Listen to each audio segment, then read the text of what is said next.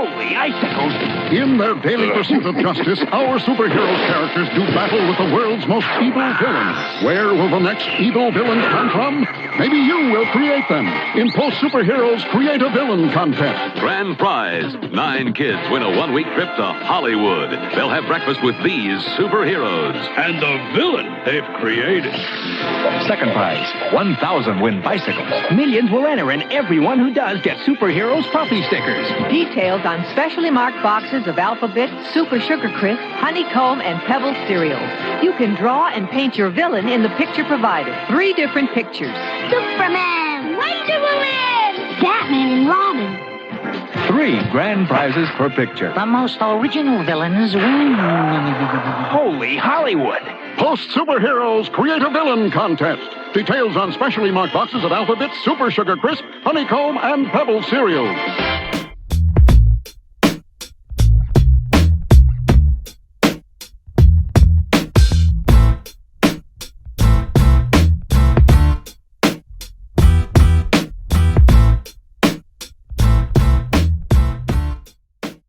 What's up, everybody? It's John with John Sports Odds and Collectibles coming at you with a brand new video. How's everyone doing out there today in the YouTube universe? I have got an awesome comic book video today. I'm going to showcase the books that I picked up. These are all from eBay. But there is one book in here in particular that I was completely shocked about once I got it out of the package and took a look at it and what was inside, and I was amazed. So we're going to get to that one at the end. And I'll do these in order up until the last 2, which I flip-flopped to years. Got 1 Silver Age and a bunch of bronze. You got a couple late bronze, mid bronze, early bronze, and 1 silver in this one. This first one we're going to showcase here, Night Force. I already have this one, but I think this copy may be a slightly bit better of condition than what I have. This is like a near mint, high grade, probably 94, 96. Maybe it would squeeze out a 9.8, but I don't think that it would. But it would probably get a 9.6. This one's pretty close to flawless. White pages, clean white back. I don't think I felt any major spine ticks here. Maybe 1 or 2 little ones. I mean, this is an unreal copy of this book. This is a direct copy, newsstand copy of this Night Force issue number 1, which is considered by some to be a key issue. The newsstand copy is worth more than this. This is the direct copy. But pretty awesome stuff. Night Force ran 3 volumes. I think I only have this 1 issue in my collection. Now I have a second copy of it. I got it for really cheap. I won it in this auction. All 5 are from the same seller. They've actually been really, really cool, and the books have been just phenomenal that I've picked up so far. Okay, so Night Force ran 3. There were 3 volumes, 3 times Night Force ran at publication. This first volume 1 only ran 14 issues. It was a very low seller. It was not very popular per se. And they, canceled it, pulled it after the 14th issue. And when it came out in 1982, this first issue, August 1982, it was near the time of the, the just drop off of or collapse of like horror comic books in general. So it was not a good time to come out with this, but they tried to, and there's some really cool tie-ins with this book. So you've got the tie-in is really like the people who work behind the scenes of this book. Marv Wolfman, Gene Colan, who worked on Marvel's Tomb of Dracula. They are involved with this book. Now let's just talk about the book and the people that worked on it and the story and everything else. The story is called The Summoning, Part 1, Genesis, and you can see they've got the hexagon or whatever that is. The flames, the paranormal type element here. The conjuring of spirits here in the cover. It's pretty cool, though. Baron Winters is the main character. Night Force, Jack Gould and Donovan Kane. Supporting characters, Merlin the Leopard and Vanessa Van Helsing, which has got to be her. And then other characters, a whole bunch of the Golds are behind the scenes, the family. And then, does it say anything here else about the book. The story continues from Night Force preview in New Teen Titans number 21. Hint, hint, hint. For this video, this issue includes an editorial by Marv Wolfman on Entitled Night Forces, and this issue is reprinted in Night Force by Marv Wolfman and Gene Colan, the complete collection. And people that worked on this book, cover artists are Gene Colan and Dick Giordano. Other artists on this issue, Michelle Wolfman, it's got to be Marv's wife, Gene Colan, Gaspar Saladino, all these names we know. There's just like crossover with DC and Marvel. It's crazy. John Costanza, Bob Smith, writer Marv Wolfman, editor Marv Wolfman, and Ross Andrew. So there is that, and the values in this book, $3 to $6, ungraded, and then 9.8 is only worth $116. But let's see why, because they're probably it's 120 copies of this graded in the census. So, but still a great pickup. Got it for pretty cheap, and this one I wouldn't be surprised if I decided to grade it at some point. Just press it out. I don't think it needs to be cleaned. I'll probably just press it out, and then that'll be it for this issue. I'll keep the original one that I have, but this is why I picked this one up. So down the road, get it graded. Yeah, there's a lot of them graded. 120 is not very many. When you start getting into thousands, then you're like, okay, well, this is not worth grading. And it's, it's definitely an oddball niche book that people may want. So there it is, Night Force issue number 1. On to the next book. All right, next up, we've got the New Teen Titans issue number 21. Awesome stuff here. I have a copy of this book already in my collection. This one may be just slightly better condition than the one I have. So this one will go into the definite, just basically clean press box to get graded. And this will probably get graded at some point in time. Even though the value of the 9.8s is dropping because, a lot of people got this one graded, but it's still a key issue, and it's a pretty damn cool one. The story in this one's Beware the Wrath of Brother Blood. We'll get into him in a second. July 1982 is the publication date of this one. It's a key issue. We'll talk about why. It's also got the introduction, the introducing of Night Force, the Night Force, which is the comic book that I just showcased before this one. So they would do this in Teen Titans, I think Teen Titans issues, and then also in DC Comics Presents, you'd have these introductions that they would do of new releases they were coming out with, and pretty damn cool if you ask me. Let's just talk about here all the new Teen Titans are in here: Changeling, Cyborg, Kid Flash, Raven, Robin, Starfire, and Wonder Girl. Supporting characters: Marcy Reynolds, she passes away unfortunately, and Sarah Sims, and then Church of Brother Blood, and there he is up there. Destroy the costume blasphemers in our midst. Only obey the holy word of Brother Blood. And all of his followers are trying to tear apart the Teen Titans. And you got Wonder Girl there.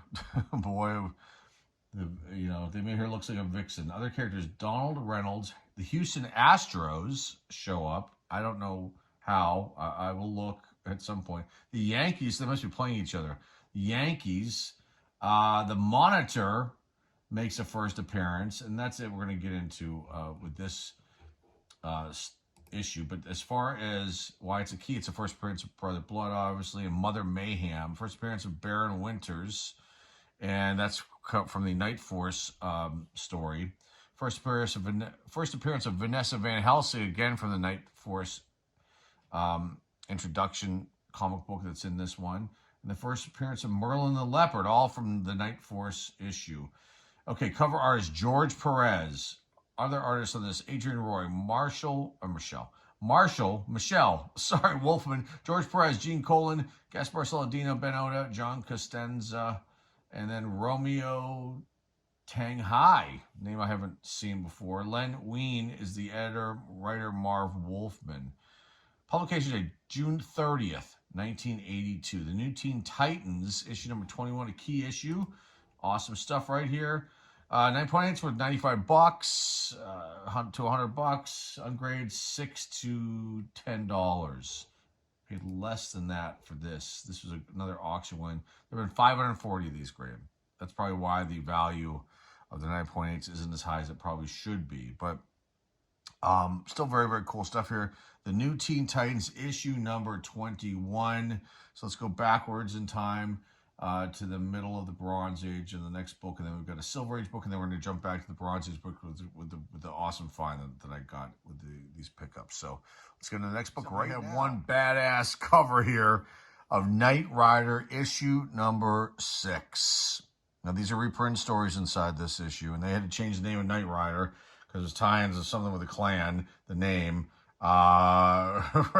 So they changed the name to Phantom Rider, but this is Knight Rider issue number 6. I just love this cover. This cover is so badass.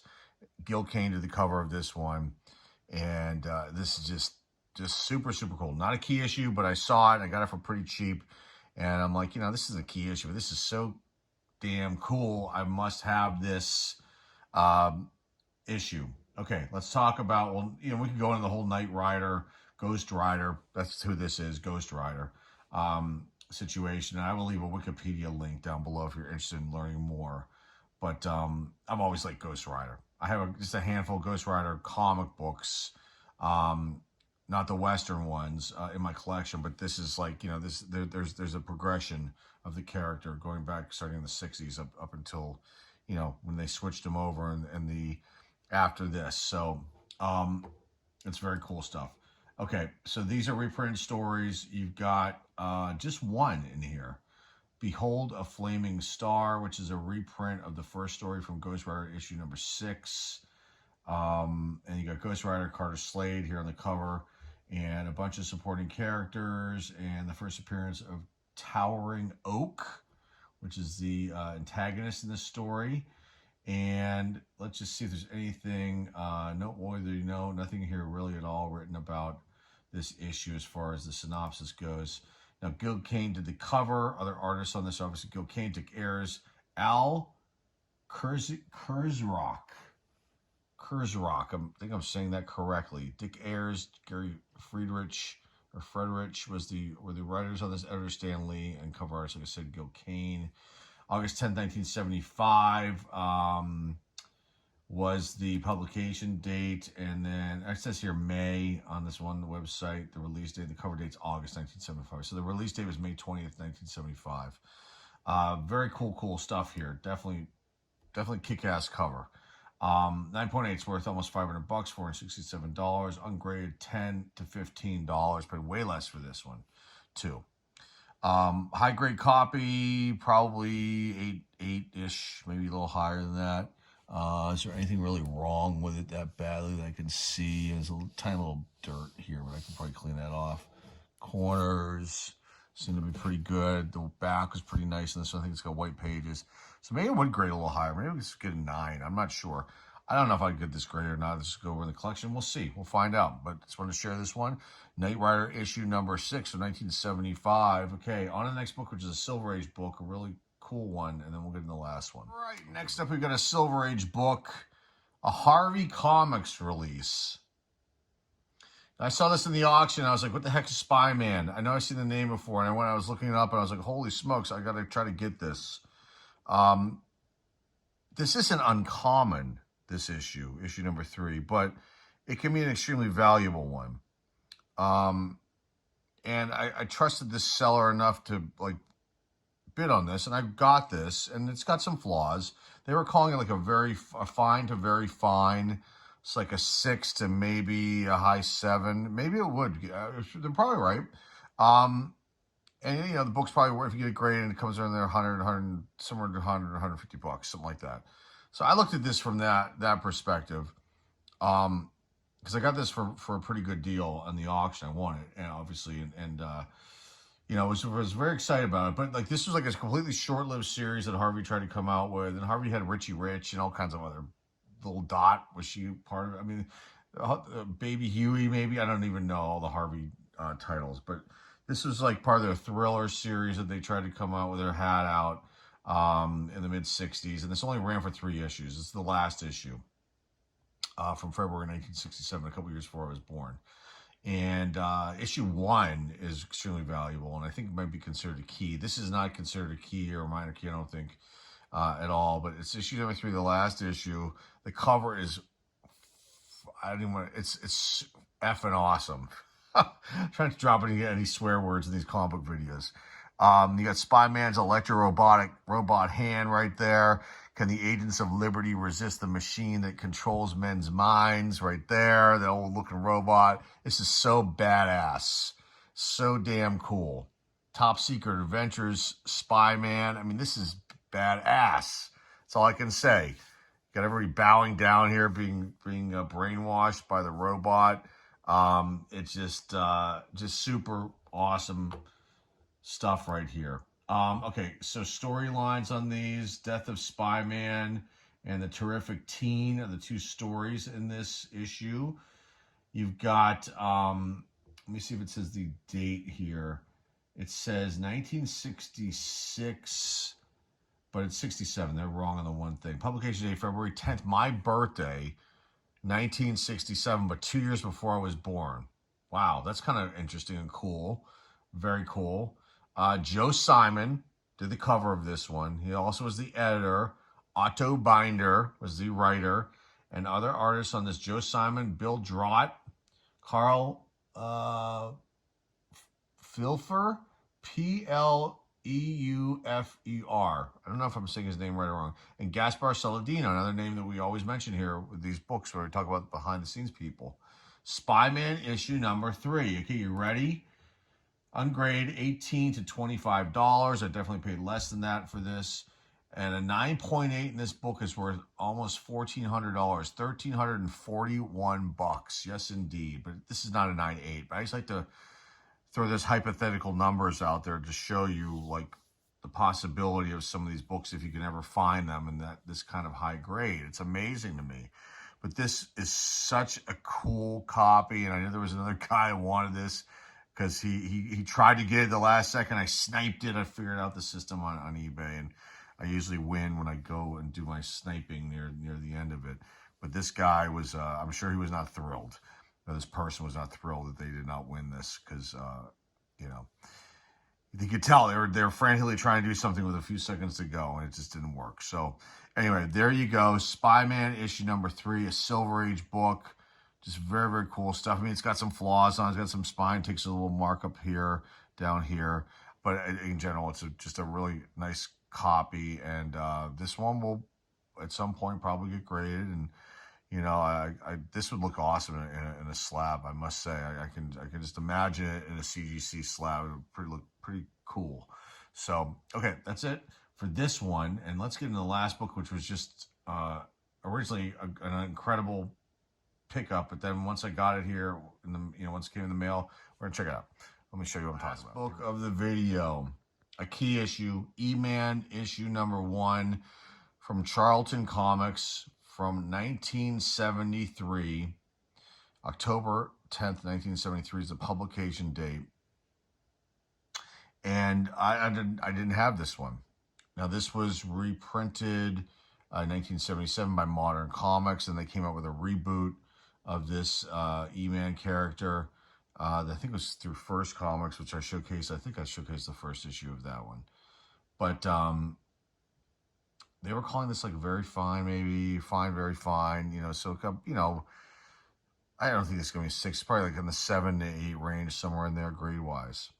So I was stoked I got this. I don't think I got it for under the value, around the value, which is like $8 to $10 of this book. 9.8 is worth almost $500. Let's just get into who worked on this one. Jordan Wildman was the editor. Nick Cuddy. I've been saying Cootie or Cutie. It's Nick Cuddy. Rest in peace, Nick Cuddy. Joe Staton, Staton. I want to say Staton, like Giancarlo Staton. His is Stanton. I don't know. Anyway, he was a cover artist here. And he was also one of the artists in Tom Sutton. And that's it as far as this goes. And I'm going to show you what's inside this book that I wasn't expecting to see. I wasn't expecting to see it at all.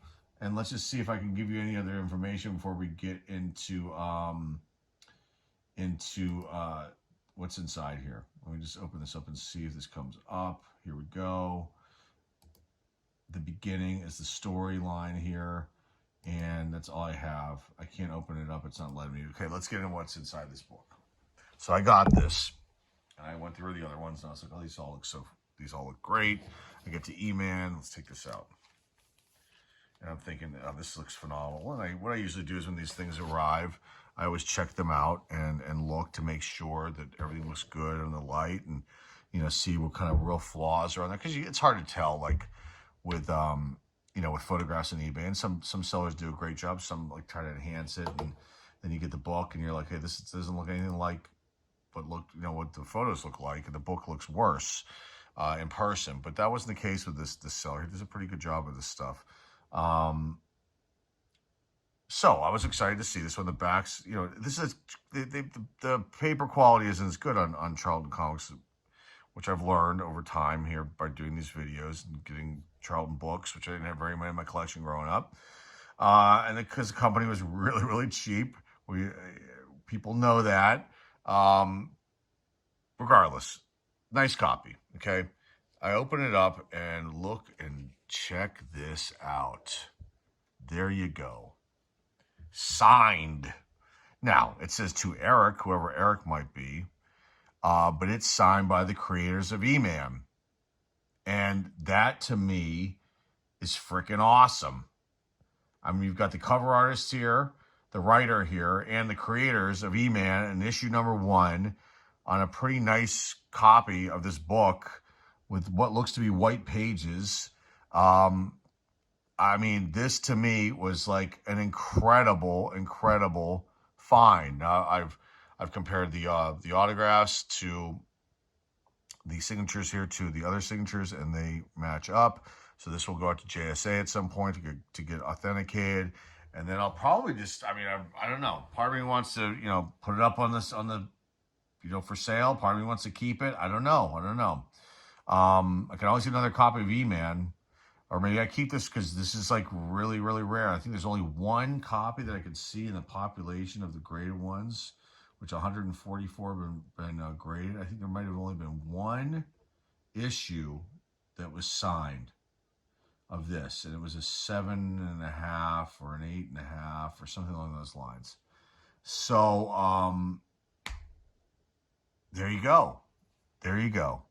Signed by the two creators. It's unfortunate, it says to Eric. But again, this is probably done at a show, is my guess. And this is just cool. I mean, they're not as big as like Stan Lee, but they're known, people within the comic book community. And you get the creators of the E-Man signing the E-Man issue number 1. To me, that's like massive to me. And yeah, I just wanted to share this with everybody. Let me just put this back in the bag and board, and we'll close this one out. But this was lots of fun for me today to showcase these books. And what a find. I mean, what are the odds that would even happen? I've had that happen once before at an LCS when I was just going through a long boxes, and I found a signed copy of Secret Origins, I think, a book. But just what are the odds of that happening, like with this? Just super cool. We'll leave the Knight Rider and the Night Force off, even though I dig them both. But there you go, guys. Hopefully you enjoyed this video. And please share this with everybody out there in the comic book community. It would be much appreciated.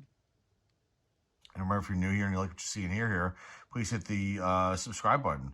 Please give this video a thumbs up. Please comment down below. Please share this with everybody out there in the comic book community. Remember, the eBay store link is down below in the description. And that is all I have for you guys today. I had some other really cool videos coming up, so stay tuned and keep watching and keep supporting the channel. I greatly appreciate it. And hopefully these comic book videos will eventually, get some traction. They don't. They end up getting, 100, 200 views. It takes a while to even get those numbers up. But something like this, hopefully, someone will share it, and somebody out there that maybe is a little bit bigger will say, holy smokes, that's awesome. Who's this guy? I never heard of John Sports Cards and Collectibles. And they realize, oh shoot, he doesn't just like showcase cards or, go off on some rant. He's got some really cool kick-ass comic book videos too. Let's check them out. And that's how these things happen as far as growth goes. So maybe that'll happen with this one. Who knows? Anyway, that's all I've got for you guys today. Until next time, folks, this is John with John Sports. It's a Collectible signing off, and I'll see everybody very, very soon.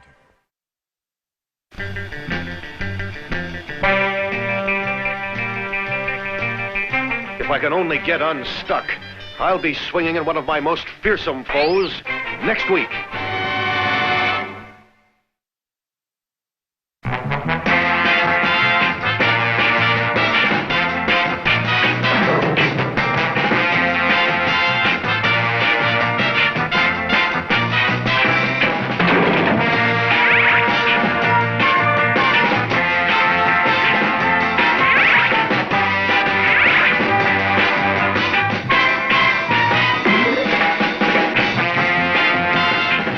Be sure to tune in next week and watch me swing into my strangest trip ever in Revolt in the 5th Dimension.